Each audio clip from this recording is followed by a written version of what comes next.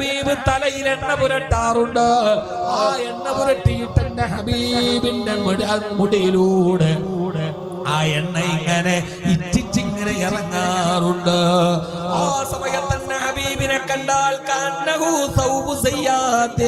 ഒരെണ്ണ കച്ചവടക്കാരന്റെ കുപ്പായം പോലെ എന്റെ ഹബീബിന്റെ കുപ്പായത്തിൽ എണ്ണ ഇങ്ങനെ കിടക്കുകയാ. എന്റെ ഹബീബ് നബി മുഹമ്മദ് മുസ്തഫ അബൂ ഹുറൈറ റളിയല്ലാഹു അൻഹു പറയാ, ജറാനയിൽ വെച്ച് ഉംറ നിർവഹിക്കാൻ വേണ്ടി ശരീരത്തിൽ പുതച്ച ഷാളങ്ങ് മാറ്റിയപ്പോ എന്റെ ഹബീബിന്റെ നെഞ്ചകം ഞാൻ കണ്ടു. അവിടുത്തെ കഴുത്ത് ഒരു വെണ്ണയുടെ ഒരു വെള്ളിയുടെ പ്രതിമ പോലെ കുത്തുകളില്ല, വടിവുകളില്ല. എന്റെ ഹബീബ് അധികം പൊക്കമുള്ളവരല്ല, എന്നാൽ തീരെ കുറിയവരുമല്ല.